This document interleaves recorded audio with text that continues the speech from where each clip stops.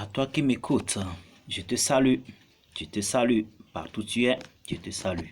Que la paix du Tout-Puissant soit sur toi et qu'il nous protège contre les ennemis, les esprits impurs. Pourquoi un chrétien ne doit pas avoir peur des sorciers ou des esprits des ténèbres? Pourquoi un chrétien ne doit pas avoir peur des esprits des ténèbres? Jésus nous a montré la clé ici. Dans le livre de Jean 17, versets 6 et 7. Je vais lire ça et tu vas écouter. Pour ceux qui ont peur des sorciers dans leur famille, partout ailleurs, là, ils ont peur. Là. Écoute ce que Jésus a dit. En priant, il a dit ceci. Hein. J'ai fait connaître ton nom aux hommes que tu m'as donnés du milieu du monde. Ils étaient à toi et tu me les as donnés.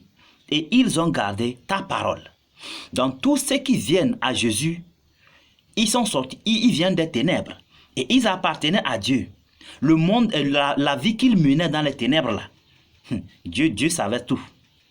Et c'est Dieu qui les a poussés de venir vers Jésus-Christ. Et Jésus-Christ l'a bien reconnu. Alléluia. Donc, il a dit, ils étaient à toi et tu me les as donnés du milieu de ce monde. Tu as vu? Les gens ont peur des sorciers. Les gens ont peur des esprits des ténèbres. Non.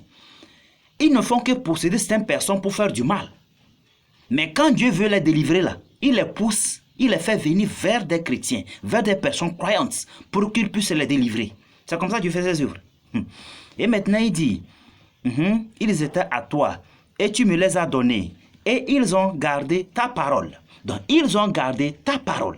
Donc si quelqu'un n'a pas gardé la parole en lui, ça sera difficile à la personne de voir des miracles de Dieu, ou d'avoir les miracles de Dieu. Ça sera difficile. Mais aujourd'hui, les gens n'aiment pas garder la parole, mais ils espèrent des miracles. Et ils tombent dans des mains, je sais pas, des faux prophètes, des faux pasteurs là. Et on ne les trompe pas des directives. En utilisant les eaux, de l'huile, je ne sais pas quoi, en leur faisant dépenser n'importe comment. C'est des menteurs. C'est des faux prophètes, des faux pasteurs. Méfiez-vous. Les sorciers ne sont absolument rien. Tout esprit de ténèbres ne sont absolument rien. Tous sont dans les mains de Dieu. Et maintenant, verset 7, il dit, maintenant, ils ont connu que tout ce que tu m'as donné vient de toi. Donc, c'est à travers la parole qu'on reconnaît un chrétien. Parce qu'un chrétien qui a la parole en lui aura, je ne sais pas, son mode de vie propre, correct, selon l'évangile. Et quand il parle, on sait que l'homme là, c'est un croyant. L'homme là, c'est un homme, c'est un chrétien fervent. C'est à travers la parole. C'est pourquoi moi j'ai dit, je ne connais pas un chrétien priant. Parce que quand tu pries contre les sorciers, c'est vrai. Mais les sorciers là, Dieu dit, c'est lui qui les détient. C'est lui qui les contrôle. Alors si c'est que tu es chrétien là, ta foi te donne la liberté. Ta foi te donne la joie. Ta foi te donne carrément, je ne sais pas, toute une grande joie partout où tu passes. C'est pourquoi la Bible a dit, en toutes circonstances, disons merci à Dieu. Tout ce qui va se passer sur nous là, que ce soit du bien ou du mal, disons merci à Dieu. Tout vient de Dieu. Et nous, nous sommes soumis seulement aux épreuves. Le diable est là pour nous tenter et nous, on est là pour le faire face avec la parole et la vérité. C'est ça. Et quand on prie, le Père va nous sauver. Donc toi qui m'écoutes, sois prudent.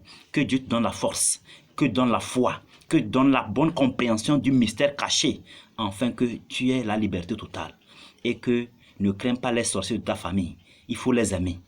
Mais ils ne sont pas tes amis, il faut toujours les aimer. Tu me comprends, non? Que Dieu soit avec toi et que Dieu te fortifie. Amen.